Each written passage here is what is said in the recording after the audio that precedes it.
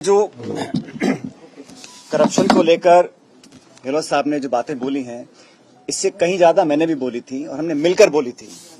और मैं समझता हूं अब समय आ गया कि इस पर हम अपनी स्थिति स्पष्ट करें। और जैसे मैंने पहले कहा, हमारे विरोधी कई बार आरोप लगा सकते हैं कि क्या कोई मिलीभगत है या क्या मसला है कि हम बार बार सरकार बनाने के बावजूद भी, क्योंकि करप्शन ऐसा इशू है जो पब्लिक को छूता है।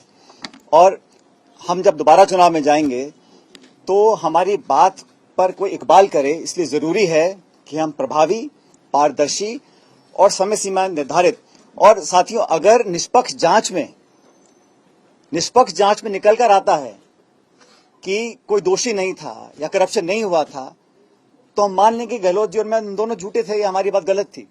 लेकिन जब जांच नहीं होगी, जब तथ्य सामने नहीं आएंगे, जब इंक्वायरी नहीं होगी, जब केस रजिस्टर नहीं होगा, जब तफ्तीश नहीं होगी, तब तक कैसे लोग मान लेंगे हमारी बात को। अगली बार जब हम जाएंगे कि भाजपा के हमारे साथी वसुंधरा जी की सरकार में जो कांड घोटाले हुए थे वो सही थे या गलत थे।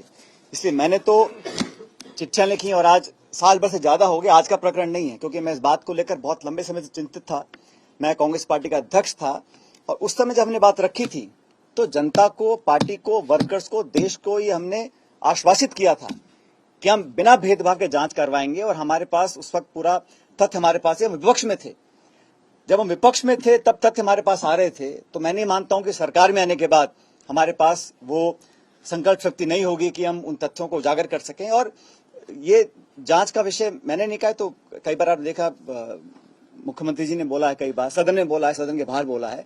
तो इसलिए मैं समझता हूं बहुत जरूरी है। लेकिन दुर्भाग्यवश अभी तक इस पर कार्रवाई हुई नहीं है। 6-7 महीने में आचार संहिता लग जाएगी। इसलिए मैं ये आपके बीच साझा करना चाहता था। और साथियों, कई बार आप मुझसे सवाल पूछते हो और मैं जवाब देता हूं कि मैंने कांग्रेस लीडरशिप को राजस्थान के संदर्भ में कई सुझाव दिए हैं। मैंने कहा ना आप लोग कई बार, उनमें से एक सुझाव ये भी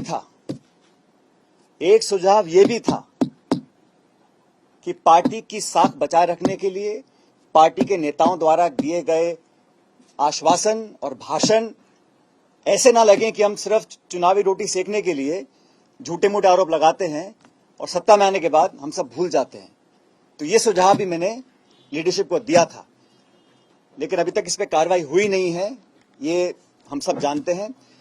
इसी को देखते हुए, क्योंकि 11 अप्रैल को महान समाज सुधारक, लगभग 200 साल पहले जन्मे ज्योतिबा फूले जी की जयंती है, इसलिए मैं 11 अप्रैल को राजस्थान में शहीद स्मारक के ऊपर एक दिन का अनशन करूंगा, इस बात को दोबारा रखने के लिए कि करप्शन को लेकर हमारी सरकार जो कहती है हम कर दिखाएंगे। और एक दिन का अनशन 11 अप्रैल को मैं रखूंगा शहीद स्मारक पर। इस बारे में मैंने जिला प्रशासन को सूचित कर दिया है। अनशन करप्शन के खिलाफ कार्रवाई करने को रखा जाएगा। अब तक जो हम नहीं कर सके 4.25 साल में, उसको करने के लिए, ताकि मैं फिर कहना चाहता हूं, जनता जनार्दन है और हर पार्टी को अपनी बात पर विश्वास कायम कराने के लिए प्रमाण देना जरूरी है। तो इसीलिए अपनी बात को लेकर मैं शहीद स्मारक पर 11 अप्रैल को ज्योतिबा फूले जी की जयंती है, उस दिन एक दिन का अनशन रखूंगा। क्या ये माना जाए, लेकिन आलाकमान कोई कार्रवाई नहीं कर रही है, क्या ये माना जाए आलाकमान और सीएम की भी मिली भगत है कहीं ना कहीं? मैंने तो कहा सरकार हमारी है, 4.25 साल हो गए हैं। मैंने बार बार चिट्ठियां लिखी हैं, प्रमाण दिए हैं, और जो आपको आज देखने को मिला है ये सब मैंने बनाकर भेजा है। जो प्रेस में कटिंग्स आई हैं, जो मीडिया में हमने कहा है, पब्लिक मीटिंग्स में कहा है। और जब दोबारा हम जाएंगे चुनाव में और भाजपा पे आरोप लगाएंगे तो जनता पे विश्वास क्यों करेगी?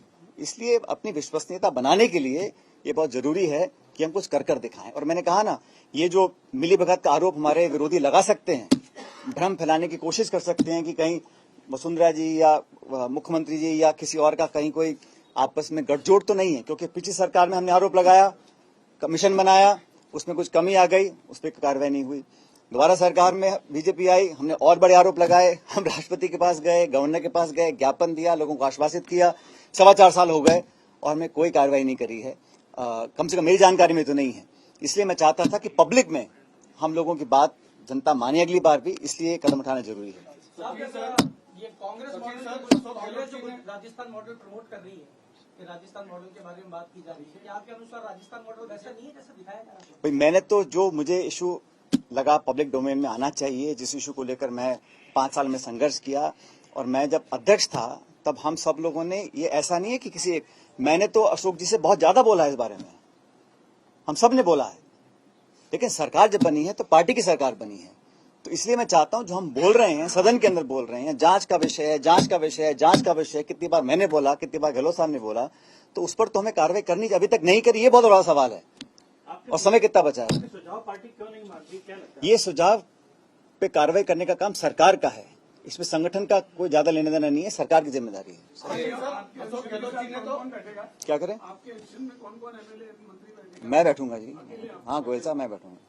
सचिन सर, अशोक गहलोत जी ने तो आपके ऊपर भी बहुत सारे आरोप लगाए, लेकिन आपने तो उन आरोपों को कोई जवाब ही नहीं दिया आज तक। भाई आरोप नहीं लगा रहा हूं मैं, आपने मेरे ढंग से सुना नहीं, मैं तो उन्होंने आपके ऊपर खूब मैं आरोप लगाए। मैं तो सिर्फ तथ्य प्रमाण के साथ रख रहा हूं सामने, अब तक का इतिहास बता रहा हूं, और हमें क्या करना चाहिए इस पर अपना बात रख रहा हूं।